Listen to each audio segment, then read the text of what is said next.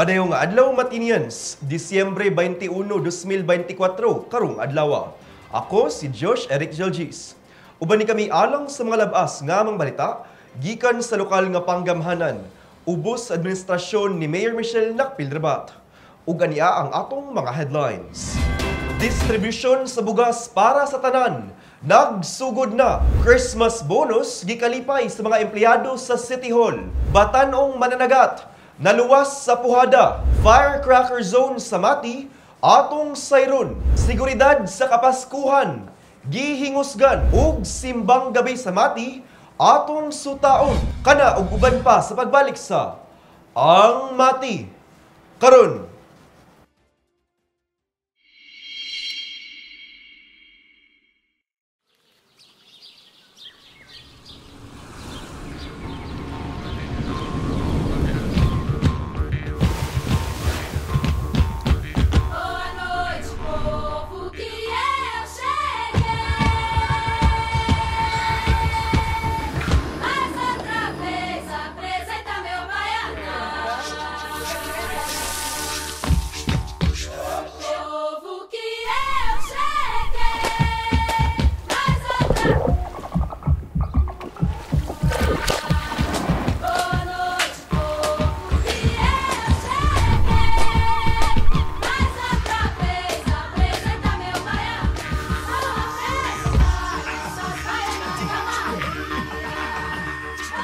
Mati is where to be. Make it Mati. Maganahay nga di.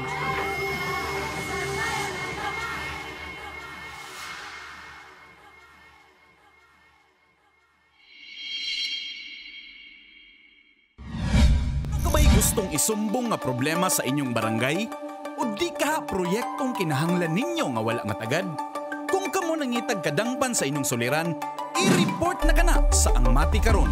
Kami gadawat sa reklamo, hangyo o bisan pa man unsang mensaheng gusto ninyong madunggan sa lokal nga panggamhanan. I-report na yan. Ipadala lamang inyong mensahe hangyo ug mulo sa atong Facebook page, City of Mati LGU, aron among masibya sa Ang Mati karon. Mamahimo usab kamong magpadala sa inyong video, mahitungod sa inyong issue. I-report na yan.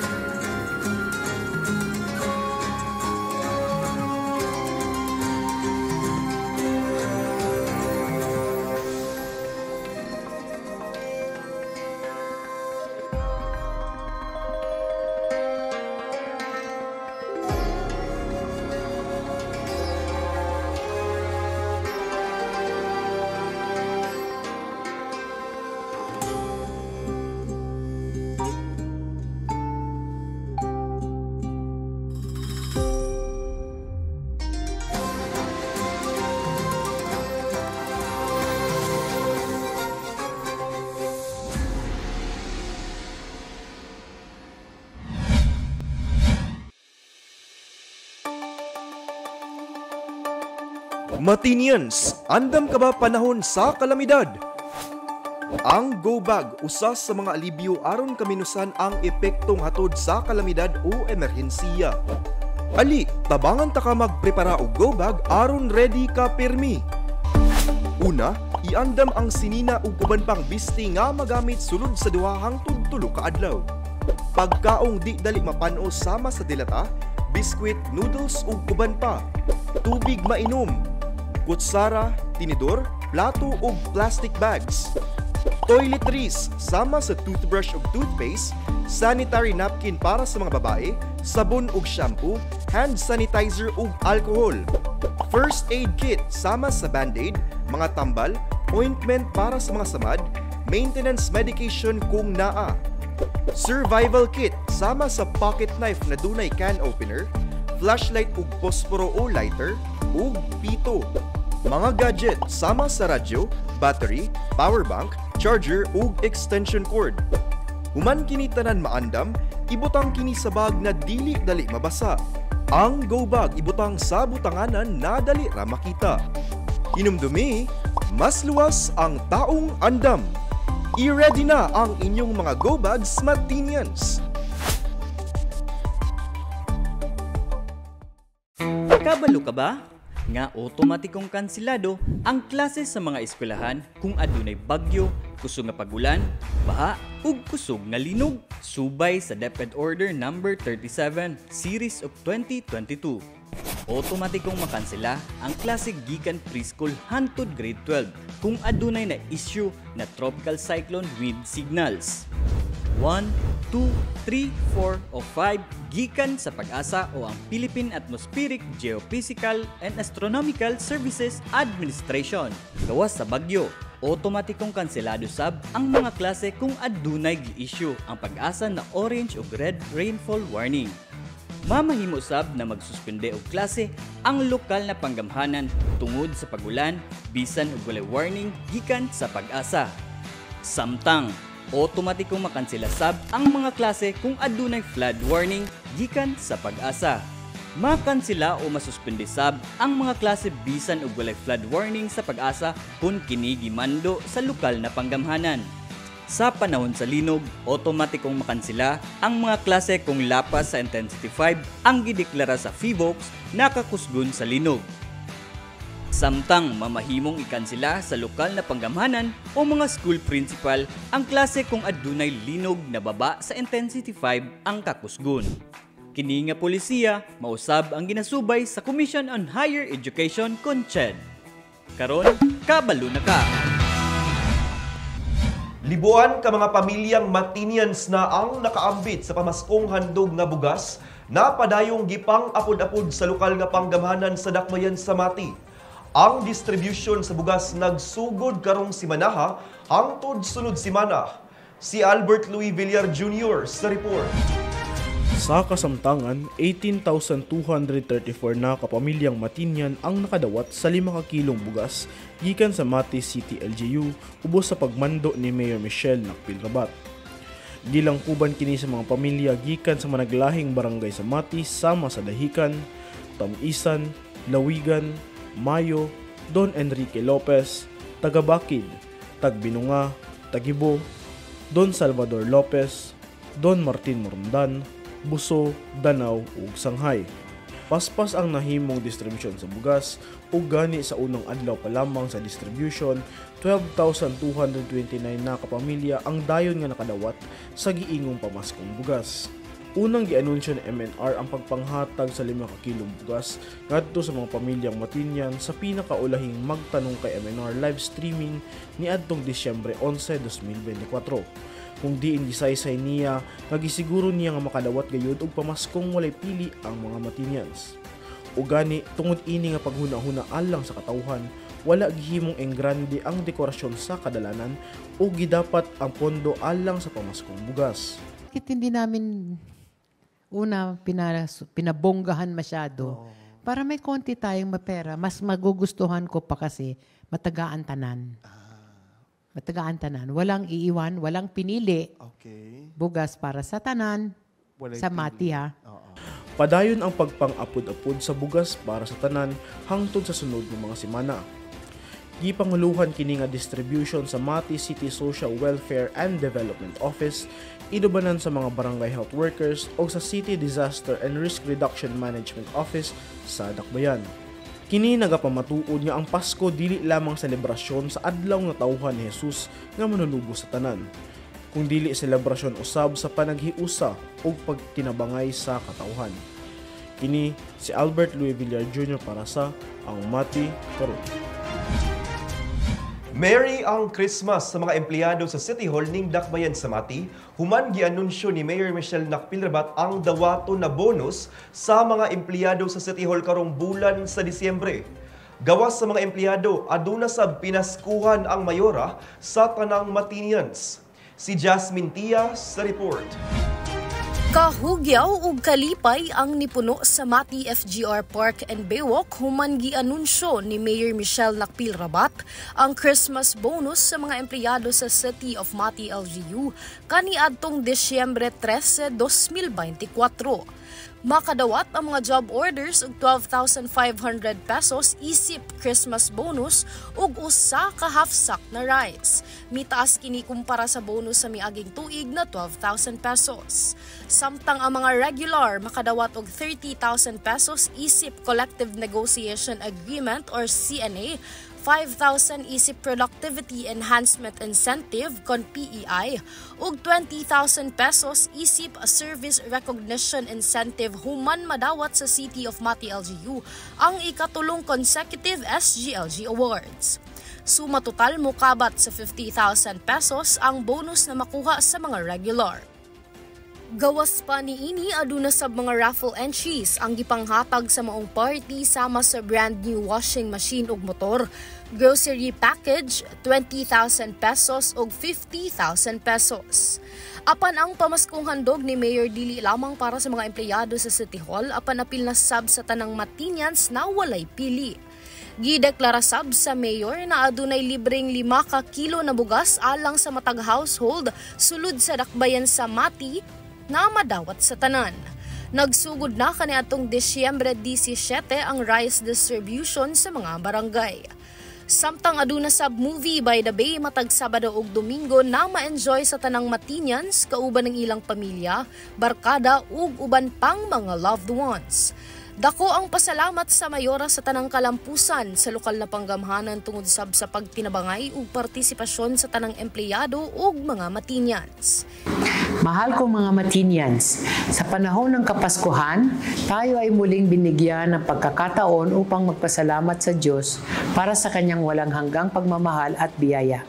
Ang Pasko ay paalala na kahit gaano man kabigat ang mga pagsubok ng ating hinaharap ngayong taon, nariyan ang liwanag ng pag-asa, pagkakaisa at pagmamalasakit na nagbibigay lakas sa ating lahat. Taos-puso po ako nagpapasalamat sa inyong lahat, sa inyong suporta, tiwala at pagmamahal sa ating lungsod. Sama-sama nating itaguyod ang isang Mati na mas masaya, mas maunlad at higit na puno ng pagmamahalan at pagkakaisa.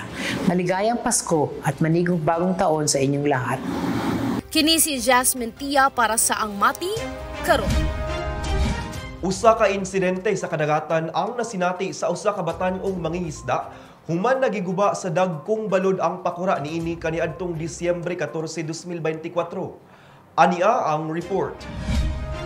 Usa ka 18 anyos nga mananagat ang na-rescue sa Coast Guard Davao Oriental didto sa Oak Island, Barangay Tamisan ning Dakbayan sa Mati kaniadtong Disyembre 14, 2024. Ang batan-ong mananagat nga gihingan lang si Bruce Torreta Giviela gireport sa iyang pamilya nga nawala human kini wala makauli gikan sa pagpangisda alas 10 sa buntag sa susamang adlaw. Sumala pa sa biktima, naigo og dagkong balod ang iyang pakura hinungdan sa insidente nga iyang nasinati sa Puhada Bay. Samtang ginapaabot niya ang rescue, nagpabilin siya sa paglutaw apan nagdesisyon siya nga mulangoy na lamang padulong sa Oak Island sulod sa 6 ka oras. Alas 10:17 sa gabi gikumpirma sa Coast Guard nga nakita na si Giviela ug gidalang luwas sa Coast Guard Substation Puhada bago kini miuli sa panimalay niini sa Barangay Tamisan. Kahinumduman nga usasab ka parehong insidente ang nasinati sa usa ka mangingisda gikan sa Baganga nga naluwas sa Barangay Langka ning Dakbayan kaniadtong Nobyembre 30, 2024. Tungod niini, padayon nga pahimangno sa mga Coast Guard ang importansya sa pag-amping sa kalikupan ug pagsunod sa mga safety protocols ilabi na sa panahon sa pagpangisda. Giawhag ang mga mananagat ug mga nagbiyahe sa dagat nga magplano sa ilang mga ruta, magmonitor sa kondisyon sa panahon ug dagat ug magdala og mga kagamitan sa kaluwasan kung walay life jacket. Sa mga umaabot nga adlaw, mamahimong i-monitor ang pag-asa uban pang weather agencies alang sa mga posibleng pag-ulan ug uban pang advisories kabahin sa panahon, ingon man magpabiling updated sa mga pahimangno gikan sa Coast Guard o City of Mati LGU pinaagi sa mga official nga Facebook page niini. Alang sa uban pang emerhensiya, mamahimong timan-an ang musunod nga mga hotline. Sa among pagbalik, Firecracker Zone sa Mati, atong sayron, seguridad sa Kapaskuhan, gihingusgan ug simbang gabi, gisugdana kana sa pagbalik sa Ang Mati karon.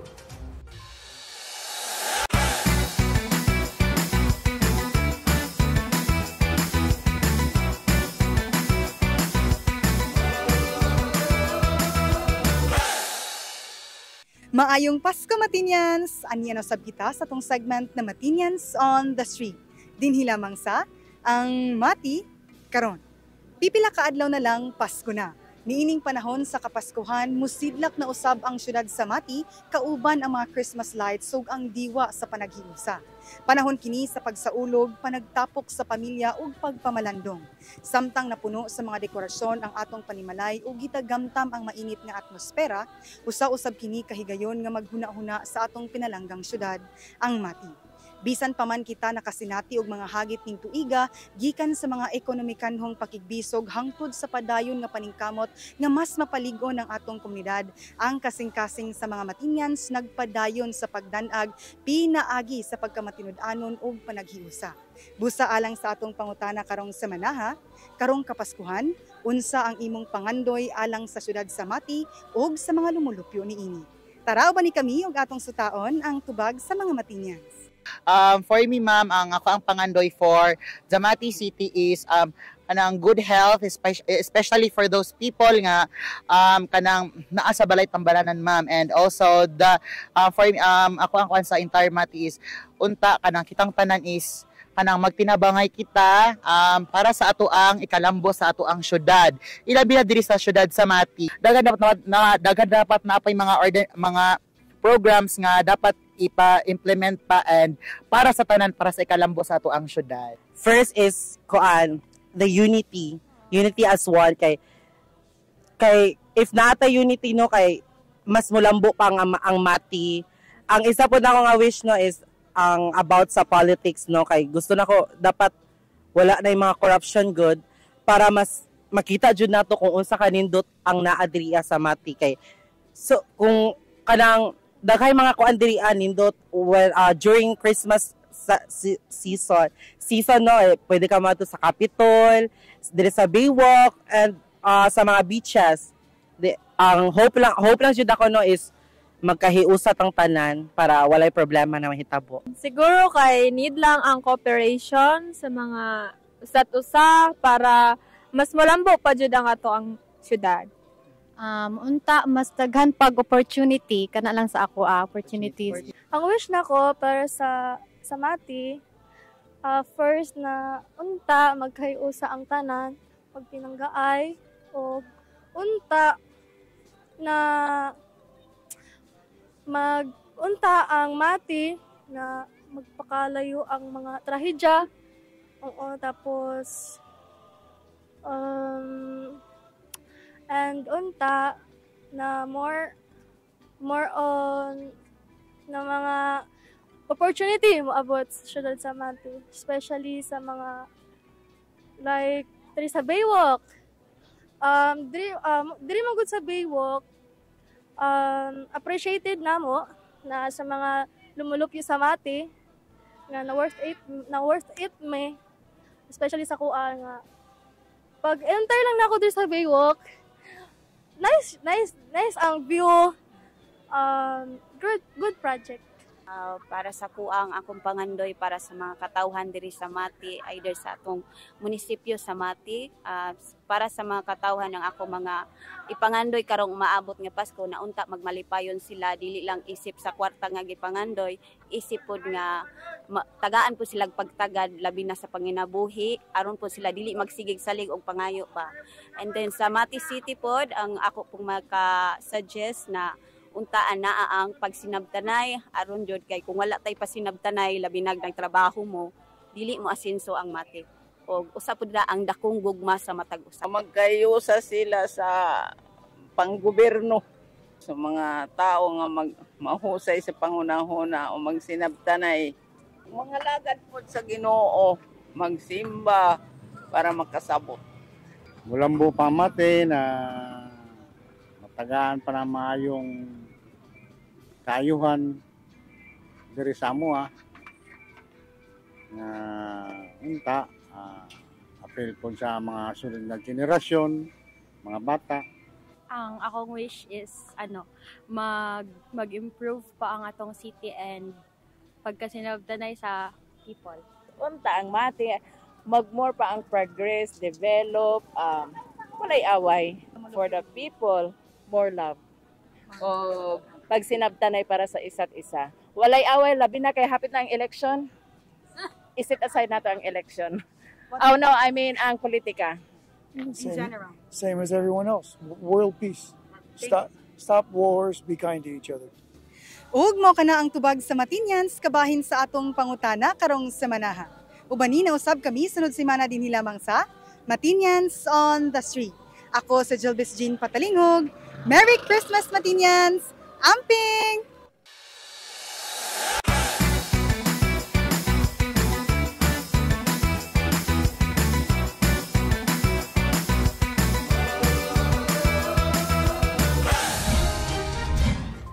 Gitagana sa lokal nga panggamhanan sa Mati ang usa ka firecracker zone o lugar alang sa pagpamaligya og mga pabuto aron masiguro ang seguridad sa katawhan. Si Peter John Buencamino sa report. Nahimutang ang firecracker zone sa Barangay Matiaw tapad lamang sa Tuna Republic. Diri nga area lamang mamahimong mamaligya o mag-distribute sa tanan klase na pabuto dinhi sa Dakbayan sa Mati. Ang giingong firecracker zone gitagana pinaagi sa City Executive Order No. 123 Series of 2024 designating firecracker zone in the City of Mati.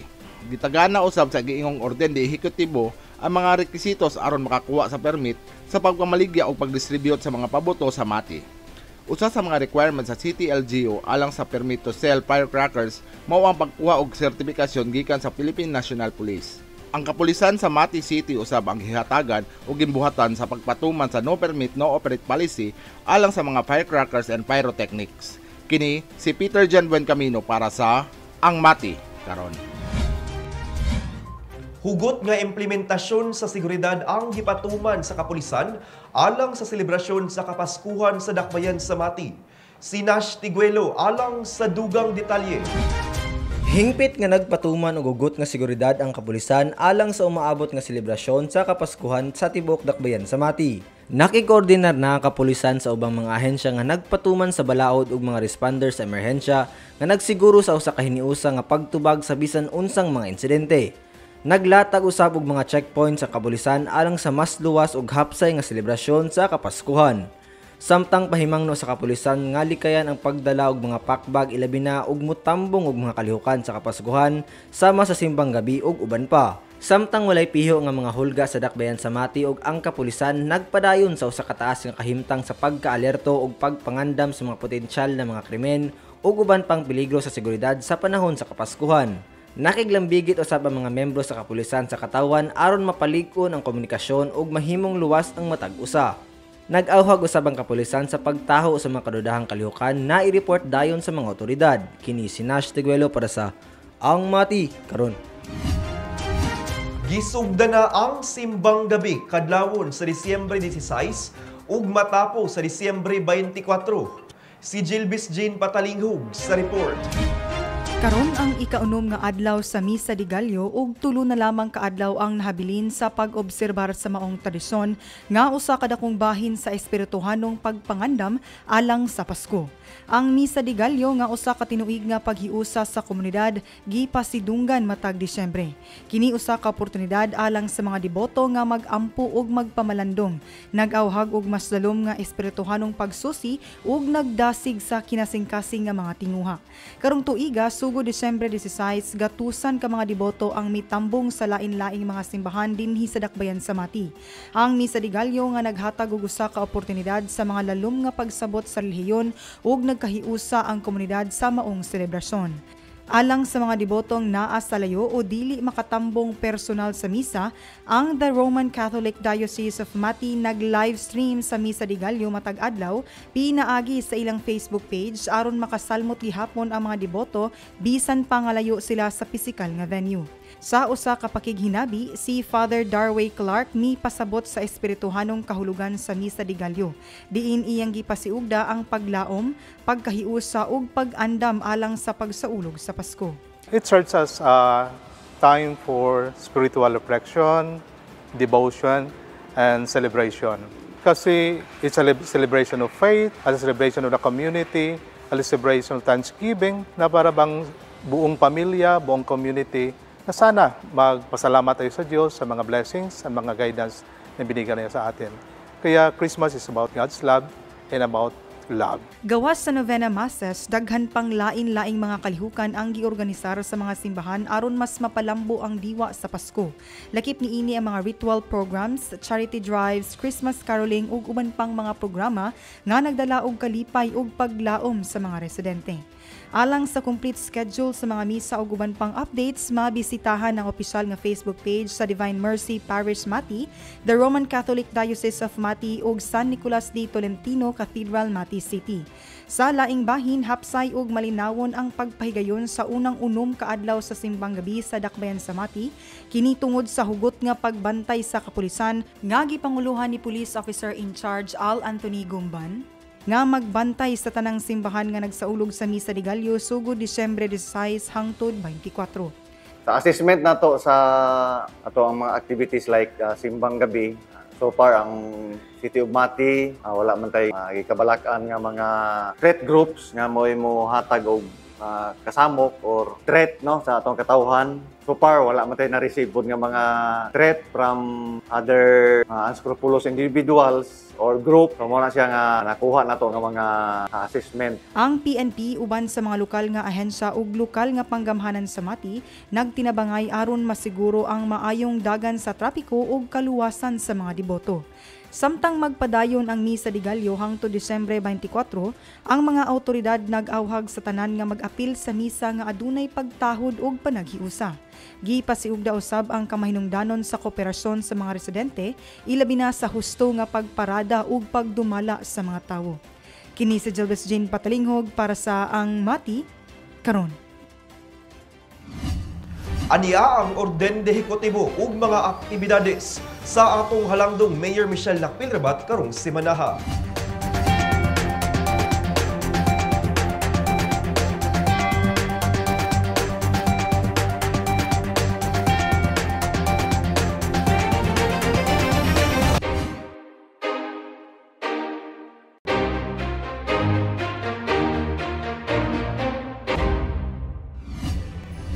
Upat ka adlaw na lang, Pasko na mga Matinians. Ug bao ka na ang atong mga pinakaulahing balita gikan sa City of Mati, LGU. Ako si Josh Eric Jalgis.